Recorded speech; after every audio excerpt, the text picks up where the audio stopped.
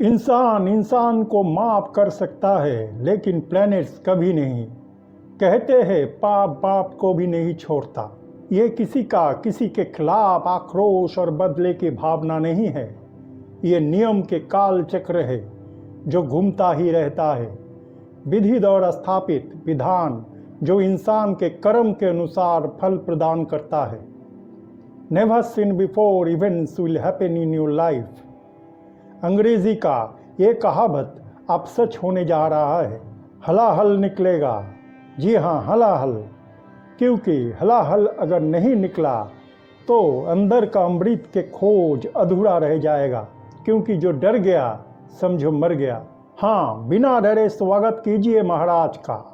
महाराज आ गया है। 30 साल बाद 2.5 महीने के लिए कुंभ से निकलकर मीन राशि में शनि का प्रवेश हो गया है। जी हाँ, शनिदेव 29 मार्च देर रात को कुंभ राशि से मीन राशि में आ गए हैं और वो यहाँ पर 3 जून 2027 तक रहेंगे। बाद में वो मेष राशि में चले जाएंगे, लेकिन उल्टी गति यानी कि बकरी चाल के फलस्वरूप 20 अक्टूबर 2027 को वो फिर से मीन राशि में आ जाएंगे, जहाँ पे वो 23 फरवरी 2028 तक रहेंगे। हालांकि 30 अप्रैल से शनि के नया ट्रांजिट पूरी तरीके से शुरू होगा। शनिदेव पूर्व भाद्रपद नक्षत्र में यानी कि गुरु बृहस्पति के नक्षत्र में बने रहेंगे। क्या होने वाला है 29 मार्च के बाद? क्यों होने वाला है और कैसे? अगर कुछ हो रहा है तो उसका असर कितना दिन रहेगा? क्या भूचाल आ जाएगा या सुनामी? क्या अग्निगिरी का अग्नुत्पात हो जाएगा? क्या तूफान आ जाएगा या बाढ़ में सब कुछ खत्म हो जाएगा? कौन आ गया है? कैसे खुश करे उनको? कौन कौन राशि के जातक सबसे ज़्यादा प्रभावित होंगे 29 मार्च के बाद के घटनाक्रम से? क्या होगा मई महीने में? कौन कौन सा बड़ा घटना का निर्माण होगा इस समय काल में? कोई है? कोई है? अरे कोई है बोल के पुकारने से कुछ नहीं होगा। कितना आवाज़ लगाएंगे आप, कोई नहीं आने वाला है। आपको अकेला ही इस तूफान का मुकाबला करना है। आपको समझना है, अगर आपका पेंडिंग कर्म पूरा हो चुका है तो आपके बुलाने से और कोई नहीं आएगा।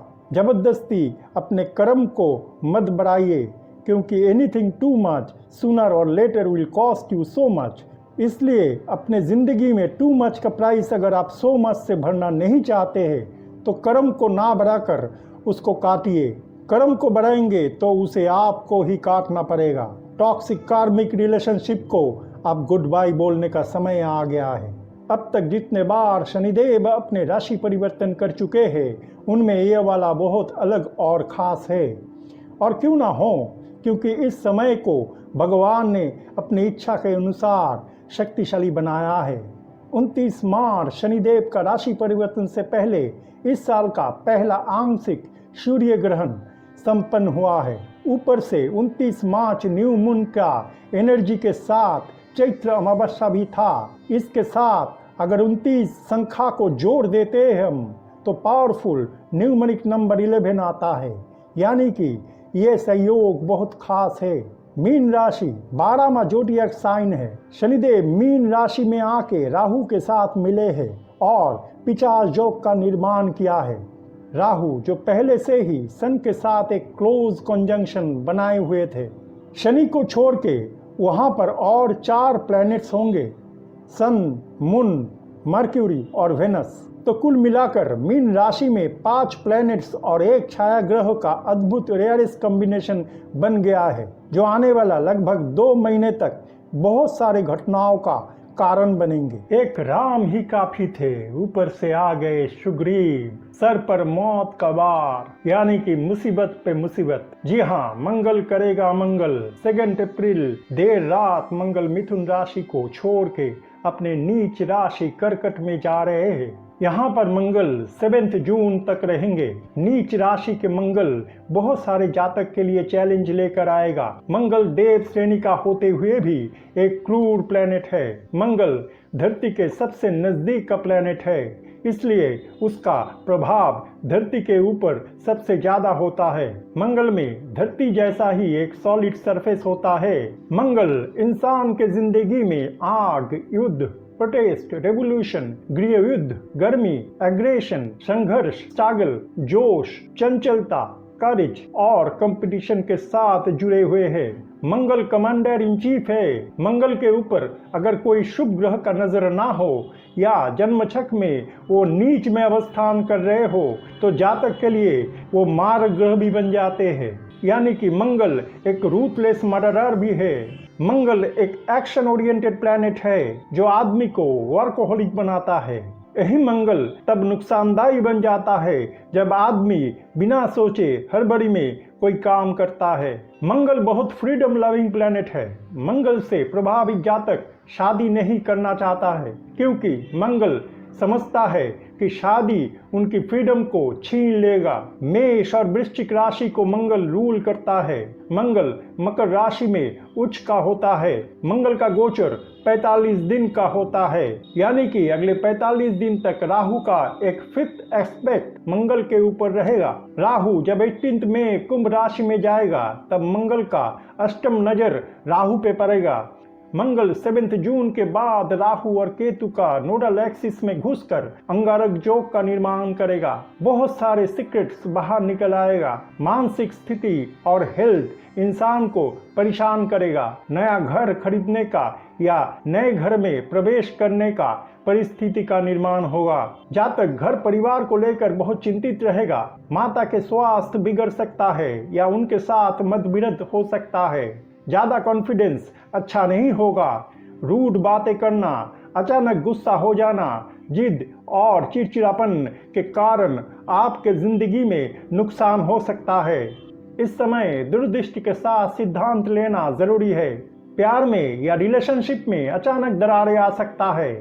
ऐसे भी हो सकता है कि अचानक एक पैशनेट रिलेशनशिप बिल्डअप करे। हालांकि आगे जाकर ऐसे रिलेशनशिप मुसीबत का कारण भी बन सकता है। इस समय शांत होकर सोचिए और पोलाइटली बातें कीजिए। आपकी बातें ट्रांसपेरेंट, ऑथेंटिक और क्लियर होना चाहिए। नीति को फॉलो कीजिए। कैलकुलेटेड रिस्क लीजिए। इस समय ज्यादा उत्तेजित और इगोइस्टिक ना बने। एक बात अच्छी तरह समझ लीजिए कि प्लैनेट्स का गोचर या राशि परिवर्तन का असर बहुत सारे कंडीशंस के ऊपर निर्भर करता है। एक जनरल प्रेडिक्शन प्लैनेट्स के राशि परिवर्तन के ऊपर किया जा सकता है। हालांकि अलग अलग राशि के जातक के लिए अलग अलग परिणाम सामने आता है। शुरुआत हो चुका है। म्यांमार और थाईलैंड में आया भयानक भूचाल, ट्रम्प के आगमन और उनके द्वारा लिए गए फैसले, बहुत सारे देशों का आर्थिक हालत खराब होना, गृह युद्ध और युद्ध जैसे परिस्थिति बनना, भूमि धस के कारण बिल्डिंग कोलैप्स होना, प्रकृति का अचानक रुद्र रूप धारण करना, ऐसे बहुत सारे परिस्थिति का अचानक निर्माण हुआ है और होने वाला है। जो नॉर्मली सोचा जा रहा था उसका उल्टा रिजल्ट आना शुरू हो चुके हैं। उदाहरण स्वरूप डोनाल्ड ट्रंप का सत्ता में आना शामिल है। लेकिन ये सब क्यों हो रहा है? क्या ऐसे ही या इसके पीछे यूनिवर्स का बहुत सारे उद्देश्य छुपा हुआ है? प्लैनेट्स यूनिवर्स का एक माध्यम ही तो है। प्लैनेट्स का माध्यम से भगवान कर्म बढ़ाते हैं या कम करते हैं और इस जन्म मृत्यु के चक्र को चलाते हैं।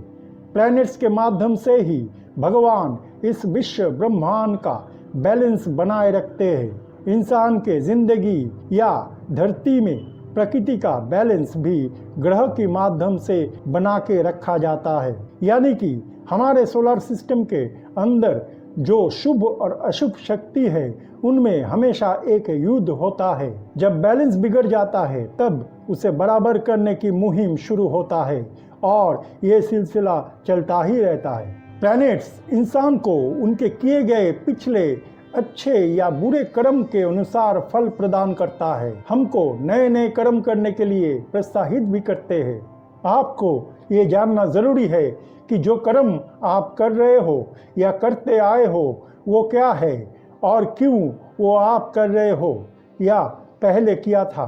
एक बात अच्छी तरह जान लीजिए कि जो भी होता है आपके अच्छे के लिए ही होता है और जो होने वाला है वो भी भगवान आपके अच्छे के लिए ही करेंगे। आपको खाली समझना है और सीखना है, खुद को हील करना है और अपने अतीत के मिस्टेक्स को रियलाइज करके अपने गलतियों को एक्सेप्ट करना है। इसमें आपका ईगो या अहंकार रोड़ा नहीं बनना चाहिए। अहंकार को त्यागे बिना आपका सोल इनकारनेशन या आत्मा के मुक्ति संभव नहीं है।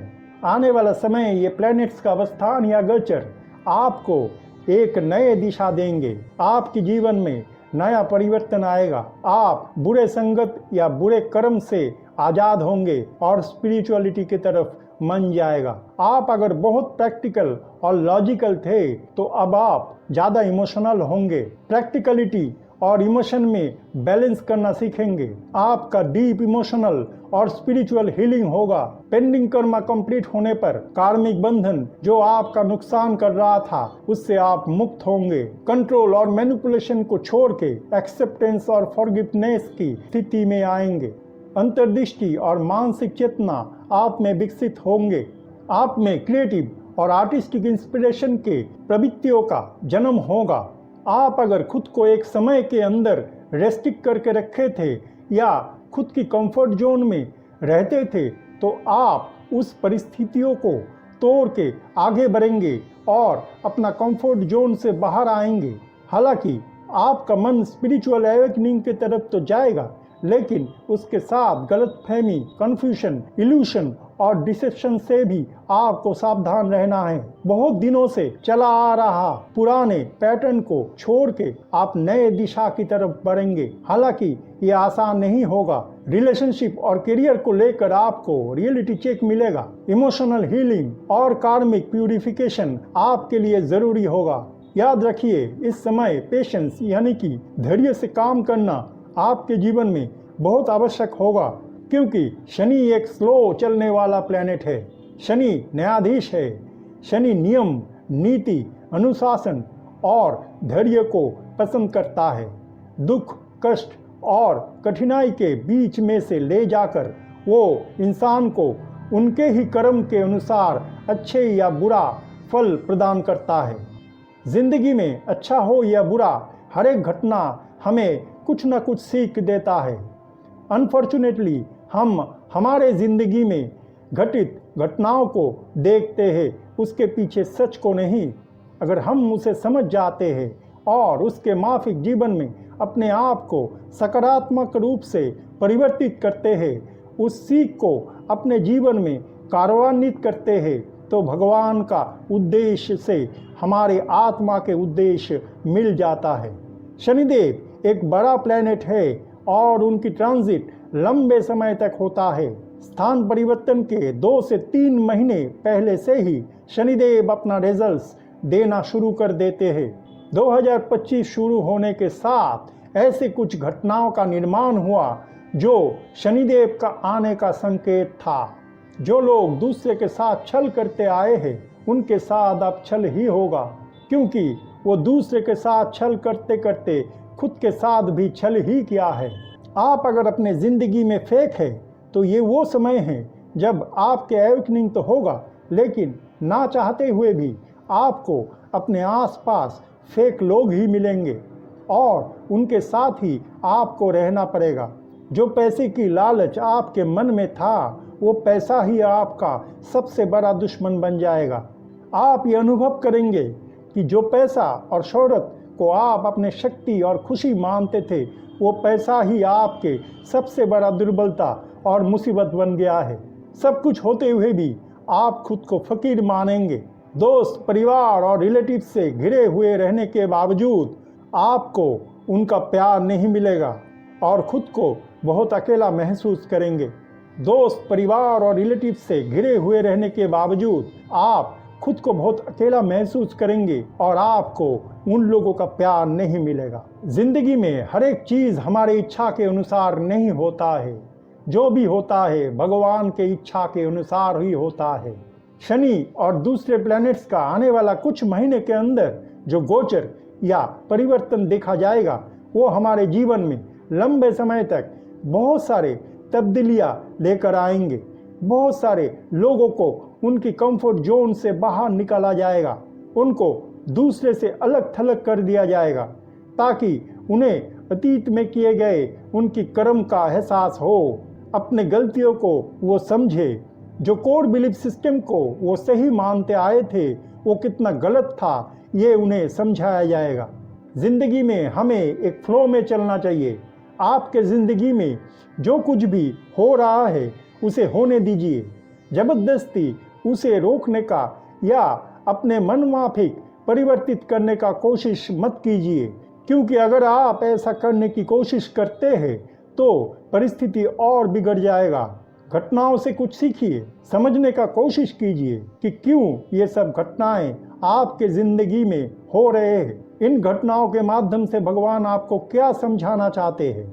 आने वाला 2 महीना आगे के कुछ सालों का नींव रखेगा जो इंसान के जिंदगी में बहुत इम्पोर्टेंट है, क्योंकि इसका असर लंबे समय तक देखा जा सकता है। खास करके मई महीना बेहद खास है क्योंकि 3 सबसे बड़े प्लैनेट्स का राशि परिवर्तन मई महीने में ही होगा, जुपिटर, राहु और केतु। इसके अलावा दूसरे प्लैनेट्स का ट्रांजिट और कॉम्बिनेशन भी इंसान के जीवन में बहुत इम्पोर्टेंट रोल प्ले करेगा। मैं इस बारे में विस्तार से किसी और वीडियो में बताऊंगा। एक बात अच्छी तरह समझ जाइए कि शनिदेव हो या और कोई भी प्लैनेट्स हो या कोई भी भगवान, कभी भी कोई उपाचार, तंत्र मंत्र, पूजा पाठ या नियम विधि से संतुष्ट नहीं होते हैं। वो खुश होते हैं तभी जब इंसान अपने जिंदगी में उनके बताए गए सच के राहों पे चलते हैं और सही सोच से सही कर्म करते हैं। 30 मार्च 2025 में शनिदेव का राशि परिवर्तन से मकर के 7.5 साल का साढ़े साथी खत्म हो जाएगा और मेष राशि का साढ़े साथी का पहला चरण शुरू होगा। मीन राशि का ढैया शुरू होगा। सिंह राशि का अष्टम ढैया भी शुरू हो जाएगा। कुंभ राशि के लिए शनि का साढ़े साथी चलता रहेगा। अगले लगभग 2 महीने तक बहुत सारे घटनाएं आपके जीवन में घटेंगे और ये घटनाएं सामान्य नहीं होंगे। दुनिया में अचानक बहुत सारे उठापटक देखा जाएगा, खास करके जॉब, फाइनेंस, रिलेशनशिप और राजनीति के मामले में। तबीयत भी इससे अफेक्टेड होगा। एक बात का ख्याल रखिए, जो भी होगा अचानक होगा। दुनिया में त्रासदी या प्राकृतिक आपदाएं अचानक बहुत बढ़ जाएगा। भूकंप, सुनामी, तूफान, बाढ़, गर्मी और बारिश नेचुरल लेवल से कई गुना ज़्यादा देखने को मिलेंगे, जिसका इशारा पिछले कुछ महीने से दे दिया गया है। पूरे दुनिया में भूकंप का घटनाएं बहुत बढ़ जाएगा। भारत के जिन शहरों में भयानक भूकंप महसूस किया जा सकता है, कलकत्ता और दिल्ली उसमें सबसे ऊपर होगा। भूमिधस के कारण बहुत लोग बुरी तरह प्रभावित हो सकते हैं। भयानक आगजनी और एक्सीडेंट के घटनाएं इंसान के जिंदगी को अस्त व्यस्त कर देगा। जो लोग केयरलेस रहते हैं वो अब केयरफुल बन जाएंगे। अप्रैल से लेकर जून के आखिर तक भयंकर गर्मी दुनिया को महसूस करवाया जाएगा। इस बार का गर्मी में ह्यूमिडिटी का लेवल कम होगा और सूखा गर्मी महसूस ज़्यादा किया जाएगा। लू लग जाने का बहुत सारे घटनाएं सामने आएंगे। 2025 के अप्रैल और मई महीने में कोरोना जैसा कोई रोग फिर से इस दुनिया में फैल सकता है। बहुत दिनों से अगर इंसान के मन में किसी बात को लेकर गुस्सा या असंतोष दबा हुआ था तो वो सरफेस पे आ जाएगा और हम कोई ना कोई गृह युद्ध का साक्षी बनेंगे। बांग्लादेश, म्यांमार, जापान, बलूचिस्तान में गृह युद्ध का घटनाएं हो चुका है और भी कुछ देशों में दिखा जाएगा, खास करके यूक्रेन, रशिया और यूरोप के कुछ देशों में। भारत भी इससे अछूत नहीं रह सकता है। सारे दुनिया में युद्ध जैसे एक वातावरण जो 2024 के आखिर से शुरू हुआ वो और भी गहरा सकता है। तीसरा विश्व युद्ध का भी आगाज हो सकता है, खास करके ईरान, इजराइल और अमेरिका के बीच में। बाद में ये रशिया, यूरोप और मिडिल ईस्ट में भी फैल सकता है। यूरोप प्राकृतिक आपदाओं के साथ आर्थिक नुकसान और युद्ध का परिस्थिति झेल सकता है। प्राकृतिक आपदाओं और मैन मेड सिचुएशन के कारण बहुत लोगों का जान जा सकता है। भगवान श्री कृष्ण का कलयुग को लेकर किए गए भविष्यवाणी आपको चारों तरफ और ज्यादा सच होता नजर आएगा।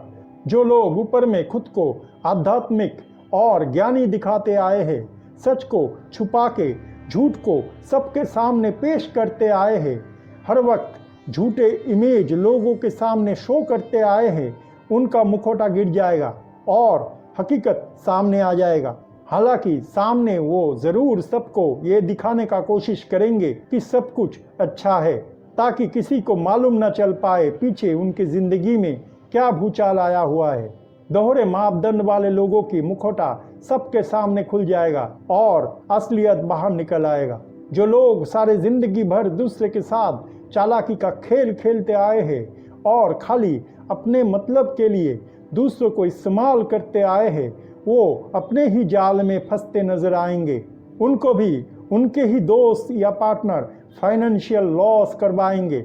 जिस तरह वो दूसरे के साथ धोखा करते रहे, उनके साथ भी ठीक उसी तरह धोखा किया जाएगा। उनके सामने उनके ही असली चेहरा दिखाया जाएगा। उनके मानसिक परिस्थिति बदतर से बदतर हो जाएगा। वो कश्मकश में रहेंगे और सही डिसीजन नहीं ले पाएंगे, क्योंकि जो भी सिद्धांत वो लेंगे सब गलत निकलेगा। कर्मा हिट बैक करने का समय आ गया है। जो इंसान इमोशनल नहीं होते थे, उनको इमोशन से और ज्यादा रूबरू करवाया जाएगा। मनमानी के दिन उनके लिए खत्म हो गया है, ऐसा उन्हें प्रतीत होगा। जो लोग अपने जिंदगी में कुछ भी करते आए थे और सफल होते आए थे, उन्हें अब कुछ भी करने से उल्टा रिजल्ट मिलेगा। बहुत सारे लोग जो समाज, फ्रेंड्स और सोशल मीडिया के सहारे जीते थे और मरते थे, वो उसी सोशल मीडिया, समाज और फ्रेंड सर्कल में अलग थलग पड़ जाएंगे। जो लोग रेस्पॉन्सिबिलिटी लेने से बचते आए थे, उन्हें जबरदस्ती रेस्पॉन्सिबिलिटी लेने में बाध्य किया जाएगा। जो लोग खाली पैसा और शोहरत के पीछे भागते थे और पारिवारिक दायित्व या खुद का सेल्फ डेवलपमेंट, शरीर स्वास्थ्य पे समय नहीं देते थे, उन्हें अपने जिंदगी में बैलेंस लाने के लिए मजबूर किया जाएगा। अगले 2 महीने और उसके आगे का समय भी उन लोगों के लिए चैलेंजेस से भरा रहेगा जो अपने बुरी आदत नहीं छोड़ सके और एडिक्शन का गुलाम बने रहना पसंद करेंगे। शनिदेव सबसे जो चीज नापसंद करते हैं और बहुत गुस्सा होते हैं, वो है किसी के खिलाफ साजिश या षड्यंत्र रचना। जो दूसरों को चीट करते आए थे और उनके खिलाफ चुपके से पीठ पीछे वार किया था, जो लगातार अपने जीवन में दूसरे के खिलाफ गॉसिपिंग करते रहे और अफवाहें फैलाते रहे, उनको बुरी तरीके से इसका प्रायश्चित करना पड़ेगा। क्योंकि शनिदेव का राशि परिवर्तन करने से 2 महीने पहले से ही एक्शन चालू हो जाता है और बहुत सारे लोगों के जिंदगी में शनिदेव का असर जनवरी 2025 से दिखना शुरू हो गया है। जो लोग दूसरे को धोखा दिया था, उन्हें उनके ही परिवार, दोस्त या पार्टनर धोखा दे जाएंगे। कोई कोर्ट केस में भी फंस सकते हैं, क्योंकि 12वां स्थान जहां पे 6 ग्रह का सन्निवेश हो रहा है, वो खर्चे का और जेल जाने का घर भी है। हालांकि 12वां स्थान हमारे जीवन में बहुत हद तक एक पॉजिटिव हाउस भी है। 12 हाउस जल या पानी से जुड़ा हुआ है। ये मीन राशि का घर है, जहाँ पे सैटर्न, राहु, सन, मून, जुपिटर और मर्क्यूरी इकट्ठा हो रहे हैं। इसलिए ये घर में बहुत ऊर्जा पैदा होगा, यानी कि धरती में पानी गर्म होगा और मछली सरफेस पे आएगा। हम पिछले कुछ महीनों में डूम्सडे फिश या वॉर फिश को समुंदर के गहराइयों से निकलकर सरफेस में आते हुए देखे हैं। ये एक संकेत है कि हम बहुत बड़ा अर्थक्वेक्स और उसकी वजह से हुए सुनामी अगले कुछ महीनों में दुनिया के प्रमुख कुछ शहरों में होते हुए देखेंगे। 2025 पानी से रिलेटेड एक अहम साल है। बहुत सारे मुसीबत पानी से जुड़े हुए मिलेंगे। तीसरा विश्व युद्ध पानी से ही आरंभ हो सकता है और पानी से लगा हुआ शहरों को ज़्यादा नुकसान उठाना पड़ सकता है। 12th हाउस में पाप ग्रह का इकट्ठा होना पिशाच योग का निर्माण किया है। पिशाच योग इंसान के जीवन में एक चैलेंजिंग टाइम का शुरुआत करता है, जहां पे आने वाला कुछ महीने में इस योग का अशुभ प्रभाव परिलक्षित होगा। नॉर्मली चंद्र के साथ शनि, राहु, केतु जैसे अशुभ ग्रह का कंजंक्शन से ये योग का निर्माण होता है।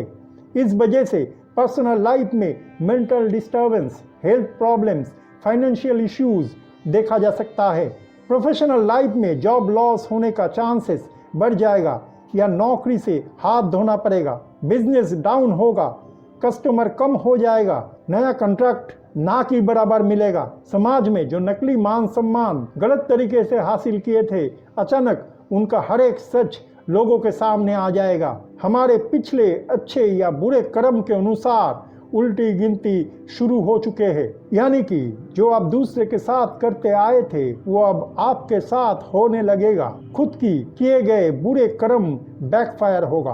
अप्रैल और मई 2025 कंफर्ट जोन से निकलने का समय है। बहुत सारे लोग जोर जबरदस्ती कोशिश करेंगे अपने इतने दिन के कंफर्ट जोन में बने रहने का, लेकिन वो सफल नहीं होंगे और जितना वो इसे रोकने की कोशिश करेंगे परिस्थिति उनके लिए उतना ही खराब होता जाएगा। जो लोग अपना बहुत सारे फेक आइडेंटिटी बना के रखे हैं उनका भंडाफोड़ होगा, उनको उनके ही ट्रीटमेंट दिया जाएगा। दोस्त, पार्टनर और परिवार के लोग उनसे किनारे करेंगे और अकेलापन, पेन, फियर, डाउट, कंफ्यूजन उनके जिंदगी में चरम लेवल पर होगा। 2025 फाइनेंशियल क्राइसिस देखेगा जिसका शुरुआत हो चुका है। उधार का जिंदगी खुद पे ही भारी पड़ेगा।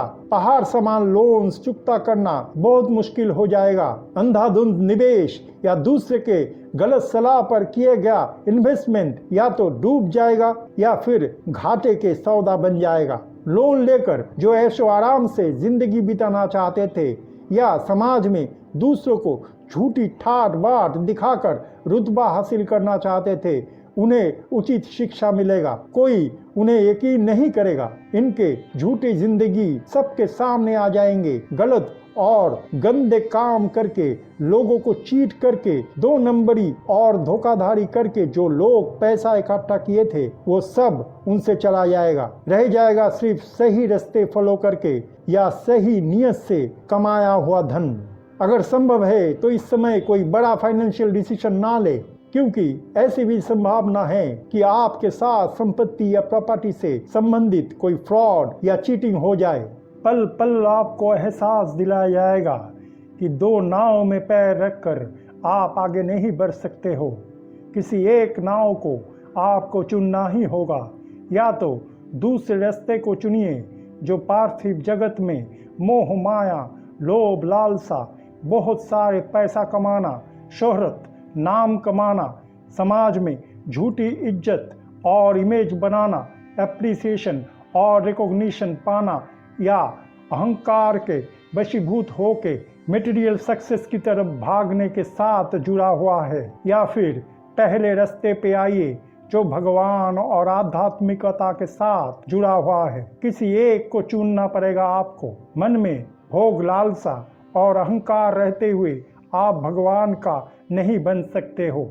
जो छल करते हैं, दूसरों को अपने फायदे के लिए बेवकूफ़ बनाने की कोशिश करते हैं या बेवकूफ़ बनाते हैं, उन लोगों का खैर नहीं है। सही सीख प्यार से ही दिया जाना चाहिए, लेकिन जब लाख समझाने पर काम नहीं होता है तो भगवान मार के समझाता है और इंसानों के लिए वो बहुत कष्टदायक होता है। समय आ गया है भगवान के गुस्से का सामना करने का। अब तक जो आदमी रिस्पॉन्सिबिलिटी और अकाउंटेबिलिटी लेने से बचते आए थे, जस्टिफिकेशन और एक्सप्लेनेशन के बिना कुछ भी करते आए थे, खुद की गलतियों को स्वीकार नहीं किए थे, उनको ये सब करने के लिए मजबूर किया जाएगा और वो उनके लिए बहुत पेनफुल होगा। गुस्सा, जिद, पावर, कंट्रोल, मैनिपुलेशन और अहंकार जो आदमी के जितना ज्यादा सिर चढ़कर बोलता है, उनके लिए ग्रह का परिस्थिति उतना ही भयानक बन जाएगा। एक बात तो क्लियर है कि आधी जिंदगी तक जो इंसान अपने मन माफे कुछ भी करते रहे, यानी कि व्यभिचारी जिंदगी बिताते रहे, अधर्म और बहुत सारे पाप कर्म में लिप्त रहे, वो अचानक अगर रूप बदल के अपने मतलब के लिए आध्यात्मिक रास्ता अपनाए और लोगों के सामने एक साफ छवि प्रस्तुत करना चाहे, तो भी वो कर्म फल से बच नहीं सकता। बाकी के आधे जिंदगी या अगले जन्म में उसको अपने पाप कर्म काटना ही पड़ेगा। रिलेशनशिप के लिए ये समय चैलेंजेबल होगा। जिस पे आप यकीन किए थे वही धोखा दे के जाएगा। पार्टनर का दगाबाजी आपका फाइनेंशियल और इमोशनल नुकसान करेगा। लेकिन अगर आप अपने हृदय को बंद कर देते हैं और ज्यादा प्रैक्टिकल हो जाते हैं तो और नुकसान होगा। चारों तरफ के लोगों की असली चेहरा आपके सामने आ जाएगा। परिवार किसी मामले में आपका साथ नहीं देगा और वो लोग जो चाहते हैं वैसे ही करने के लिए आपके ऊपर दबाव बनाया जाएगा। अच्छा होगा इस समय कोई इम्पोर्टेंट डिसीजन, खास करके शादी ब्याह या रस्म को टाल दे। किसी के जीवन में डाइवोर्स का कोर्ट केस मानसिक रूप से परेशानी का कारण बनेगा। स्वास्थ्य के दृष्टिकोण से भी ये समय चुनौती पेश करेगा। खास करके जो लोग अतीत में अपने शरीर को लेके लापरवाही बरते थे, उनकी हॉस्पिटल के बिल सरप्राइज करने वाला होगा। स्किन डिजीज, हार्ट से जुड़ी प्रॉब्लम्स और गर्मी के कारण स्ट्रोक जैसे कई बीमारी बढ़ जाएगा। सर्जरी करने का जरूरत पड़ेगा जिसमें बहुत सारे रुपया खर्च हो जाएगा। हालांकि 12th हाउस में 6 प्रमुख ग्रह का आना और मई महीने में घटित 3 मेजर राशि परिवर्तन लंबे समय से इंसान के जिंदगी और पूरे विश्व ब्रह्मांड के लिए सकारात्मक परिवर्तन ही लाएगा। 12वां भाव अवचेतन मन, रहस्यमय सपने, स्पिरिचुअल ग्रोथ, इंट्यूशन, छुपा हुआ अतीत और हमारे जीवन के गोपनीय विषय से जुड़े हुए हैं। 12वां घर हाईली स्पिरिचुअल और मिस्टिकल एक्सपीरियंस एवं इंट्यूशन से भी जुड़े हुए हैं, यानी कि बहुत सारे रहस्य का खुलासा इस समय हो सकता है। 12 हाउस से कार्मिक रिलेशनशिप या पेंडिंग कर्मा एंडिंग्स, ट्रांसफॉर्मेशन और सेल्फ रिफ्लेक्शन भी देखा जाता है। जन्म चार्ट में 12th हाउस जिंदगी में सॉलिट्यूड, इंट्रोस्पेक्शन, रिफ्लेक्शन और हीलिंग का स्थान है। ये घर हॉस्पिटल से जुड़े खर्चे को भी दिखाता है। द्वादश घर अकेले रहने की डर, इनसिक्योरिटी और आशंकाओं को दूर करके आत्मदर्शन से हाईली इंट्यूटिव बनने के लिए इंसान को प्रेरित करता है। 12th house hidden truths, dreams और अंतर्दृष्टि से जुड़ा हुआ है। ये घर नटल चार्ट में आदमियों को हाईली इंट्यूटिव बनाता है। प्लैनेट से मत डरिए। प्लैनेट्स तो सिर्फ एक माध्यम होता है इंसान को अंदर से सकारात्मक रूप से परिवर्तित करने का। इंसान का ट्रू सेल्फ यानी कि आत्मा का सच्चे रूप को बाहर निकलवाने का। जैसे यूनिवर्स उन्हें निर्देश देता है वैसे ही वो काम करते हैं, ठीक कंप्यूटर के या रोबोट के प्रोग्रामिंग की तरह। हालांकि 2020 से इसमें काफ़ी तब्दीलियां आया है। आगे किसी और वीडियो में मैं इसका खुलासा करूंगा। दुख और कष्ट से मत घबराइए, ये तो जिंदगी का कश्मकश है। कभी अंधेरा तो कभी रोशनी, ये चलता ही रहेगा। हमें बस हमारे जिंदगी में घटनाओं से सीखना है और उसके माफिक कर्म करना है, फिर से सीखना है और फिर से कर्म करना है। पेंडिंग कर्म रिजॉल्व करके मोक्ष की तरफ आगे बढ़ना है। सच को जानिए और समझिए।